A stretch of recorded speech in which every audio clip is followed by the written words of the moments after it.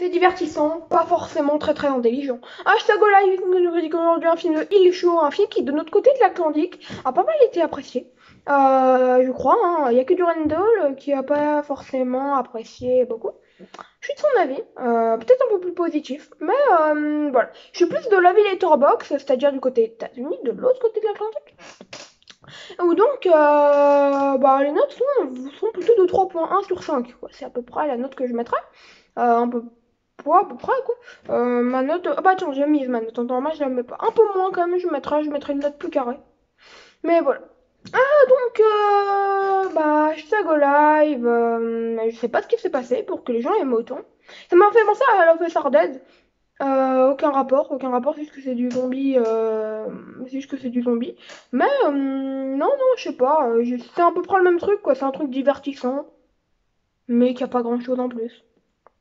C'est plus huis clos, là, sur le coup. Bah, non, c'est complètement huis clos, puisque le personnage est, en gros, bon, c'est un léger spoil, quoi, mais en gros, on est autour de ces bâtiments, quand on est dans ces bâtiments.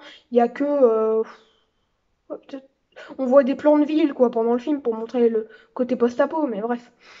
Au niveau du jeu d'acteur, alors je n'ai pas noté les noms, mais ah si, Yoo Ha-in est un acteur très bon, j'ai trouvé. Park Shin-hye, le duo est très bon.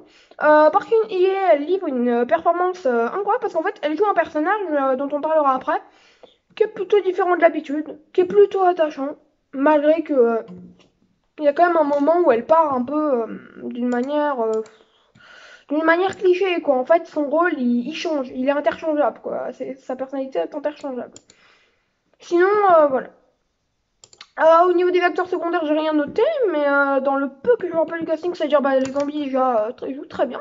Il y en a un qui m'a étonné, déguisé, en gros lui c'était un pompier de base je crois, parce qu'il était là pour les urgences, il monte, on peut le voir sur une des images que met Netflix en avant, et en fait il monte sur un bâtiment. Et waouh, lui il était fort, lui il était fort. Peut-être un peu, voilà, mais il était fort. Je sais pas du tout c'est qui le joue, et ça va être compliqué de trouver pour moi. Bref. Donc alors, au niveau des personnages, alors j'ai beaucoup parlé de choses sur les personnages qui ne sont pas affirmés avec le temps. Le fait que les infectés peuvent s'énerver entre eux, c'est très peu exploité. Au début, ça marchait super bien. Enfin, pas s'infecter entre eux, mais s'attaquer. Ouais, ça marche. Ça aurait pu être un très bon concept. Ça fait en gros infecté contre infecté, quoi, comme des groupes d'infectés. Mais ouais, en fait, c'est pas trop comme ça, quoi. Je trouve que c'est peu exploité malgré une phrase qui est sortie au début. Qui est sortie au début et pas qui est sortie. Qu'est-ce que je raconte? Sinon, au niveau du personnage principal, il est peu abouti. Il est plus ou moins attachant. Il est pour donner un level, parce que parfois j'utilise ce genre de terme. Mais en gros, moi je dis souvent pour un film où les personnages sont pas attachants, je dis qu'on s'inquiète pour lui comme un inconnu. C'est-à-dire qu'en gros, on s'inquiète, bien sûr, c'est comme tout le monde, on est humain. Mais voilà quoi. C'est pas non plus notre voisin, quoi. C'est le gars qu'on voit, qu'on a vu passer une fois à la gare, quoi. Mais on s'inquiète pour lui quand même, voilà, parce qu'on est humain. Voilà, on est triste. Sinon, voilà, quoi. Mais lui, c'est un peu plus que ça. Les deux personnages principaux sont un peu plus que ça. On s'inquiète un peu plus, on a un peu d'empathie. Voilà. Le personnage, par contre, principal est cliché. Le personnage secondaire est mieux travaillé. Assez rare pour être noté. Le personnage secondaire est mieux travaillé. C'est-à-dire qu'on la voit beaucoup moins longtemps, on doit la voir 3 à 4 fois moins que lui, bah oui, puisque c'est le vrai personnage principal, quoi, qu'on voit pendant tout le film. Mais elle, comment vous dire que elle a ce truc où en gros, elle a cette combativité, ce côté, ouais, un peu lassé, ce côté intelligent. Mais on sent quand même que c'est pas le cliché badass, quoi. Sauf qu'il y a une scène où en fait elle se bat, pas dans son appartement, bon ça à peu près, mais en gros elle se bat avec des infectés. Et ouais, et beaucoup d'ailleurs. Et tu te dis, et tu te dis qu'en fait par rapport à ce qu'on nous a montré avant, bah c'est pas forcément ultra réfléchi. Un duo sympa, un peu attachant, qu'on aime bien sans plus. Au niveau de l'histoire, le récit est divertissant. C'est pas très intelligent, mais voilà. Moi, il y a un truc que j'ai beaucoup aimé. Encore une fois, c'est peu exploité. En fait, les meilleurs trucs de l'histoire sont très peu exploités.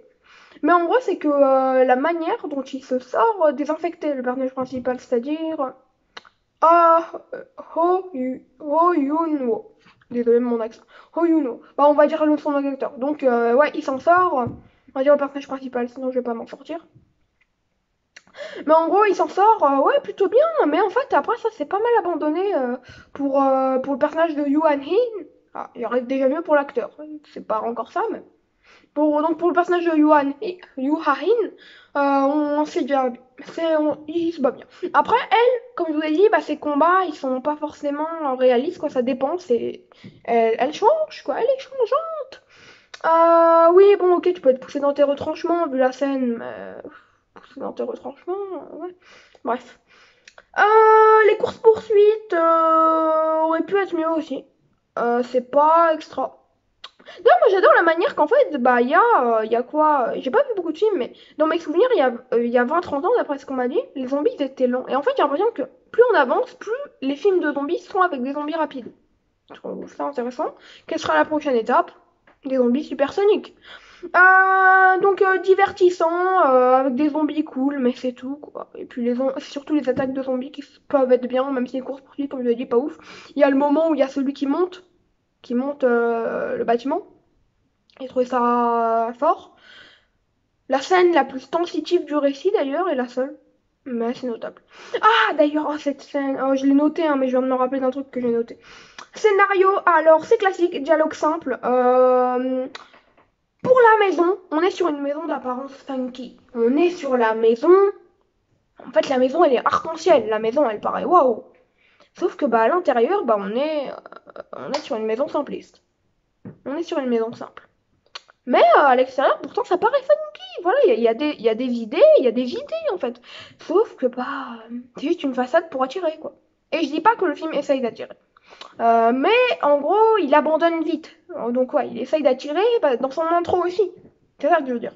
Parce qu'après, il abandonne pas mal de ces choses pour en créer de nouvelles, peut-être que le personnage secondaire, mais voilà. Par contre, le coup alors, ah oui, voilà. Je crois que c'est classique dans les films de zombies, moi je l'ai vu que 2 fois. Mais le coup, vous savez, dans du mari, là, avec sa femme, et sa femme, c'est une infectée, et il veut la sauver. D'une manière où, en gros, comment expliquer ça? Non, ça va être du spoil. Bah, il veut la sauver, quoi. Dans Virus 32, le film uruguayen, c'était bien mieux fait. C'était bien mieux fait. C'était bien mieux fait. Là, il y avait quelque chose qui te tendait. Là, ça te tend pas trop, quoi, parce que c'est classique. Anxiété, Gordon scène mystère, il y a un brin de tension. Seulement celle de la montée. Le problème, c'est que en fait, bah, ça reste dans le divertissement, ça abandonne souvent les trucs qui auraient pu être sensitifs avec le temps. Voilà, les zombies deviennent vite banals, quoi, en fait. Parce que je dirais qu'on est plus sur, pas un drame, mais il y a pas un mot pour ça. Comment je pourrais vous expliquer ça pour que vous me trouviez le mot? Désolée. En gros, c'est un film où on suit la vie de quelqu'un, mais c'est pas un drame, c'est pas un film d'horreur, c'est un film de genre, mais je sais pas. Il y a une espèce d'entre-deux entre drame et horreur, mais un entre-deux où en fait il est à 100 km de l'un et à 100 km de l'autre, quoi. Il va pas pouvoir les rattraper d'ici là, et pourtant il est au milieu. Mais moi je sais pas comment expliquer. C'est pas un drame, c'est pas un film d'horreur, c'est un film de genre, ça c'est sûr, mais je serais pas trop le placer. Voilà. Photographie, alors, ah oui, au niveau du mystère, il n'y a pas trop de mystère. Au niveau de l'horreur, comme je vous dis, bah, c'est pas extra. Au niveau de la photographie, alors, il y a une seule idée que j'ai notée. C'est qu'en fait, au début, avant le générique de début, parce que ouais, il y a carrément, comme pour les épisodes de série, bah, en fait, bah, il y a une intro. Il y a une intro. Ah mince, mon téléphone, il a un truc. Bah, il y a une intro, si vous préférez. Puis, bah, il y a le générique. Et en gros, dans cette intro, que tu ne sais pas que c'est une intro, bah, en fait, il y a le personnage, il est devant sa porte. Et en fait, il y a un recul de la caméra qui montre en fait sa maison. Et j'ai trouvé ça super. En gros, il y a vous avez deux murs de la pièce qui se mettent. Émotionnellement, on s'ennuie pas. Ah non, non, j'ai rien noté pour l'émotion, ça c'est autre chose. Alors, on s'ennuie pas, mais voilà, j'ai juste noté ça hors de l'histoire parce que j'avais plus de place dans la catégorie histoire. Mais on s'ennuie pas, quoi, c'est déjà ça. C'est un divertissement, mais pas intelligent. Effets spéciaux, alors j'ai adoré, il y a vraiment de l'idée. Et au niveau de musique, bah, j'ai pas noté. Et donc ça devait pas être mémorable. Une fin sympa, mais classique, très classique. Ma note sur 20 sera donc d'un beau 12 sur 20 pour Hashtag Live de Illusion, sorti sur Netflix en 2020. Les films que je vais voir prochainement, bah pas grand chose, je vous avoue, pas grand chose. Enfin, je verrai ce qui me passe sous le nez la semaine prochaine. Je vais essayer de revoir mon film préféré de l'année, The Innocent. Je vais essayer de voir Nope de Jordan Peele. Bref, on verra ce que le temps nous dira. Ciao, ciao, c'était Martin Mega. Prenez soin de vous, moi je pense à moi. Et voilà. Conseillez-moi des films, tiens, que vous voulez que je voie. Il y a des gens qui m'ont conseillé. Alors, je dis souvent que je note les films que vous me donnez. Je vous ai jamais menti quand j'ai dit ça. Mais en gros, je les note, mais je les regarderai pas forcément. Mais essayer de trouver des idées. Il y en a qui m'ont conseillé des films. En fait, moi, mon problème, c'est quand on me conseille un film, bah, si un mois après, je l'ai pas regardé, bah, c'est sans doute qu'il va falloir qu'on me le reconseille ou qu'on me le rappelle. N'hésitez pas à me rappeler aussi si vous m'avez déjà conseillé des films. Parce que, par exemple, on m'en a conseillé, et là, on vient de me conseiller Shining, et un film qui ressemblait à Gaïa, un film que j'avais pas mal aimé cette année. Mais là, c'est sûr que si je les vois pas dans le mois, bah, je vais vite oublier. Donc, parce que je revois pas mes vidéos tout le temps, donc je reverrai sans doute pas ce passage avant longtemps. Donc, rappelez-moi, redites-moi les films, tout ça, puis je verrai. Ciao, c'était Martin Mega, prenez soin de vous, et moi je prends soin de moi.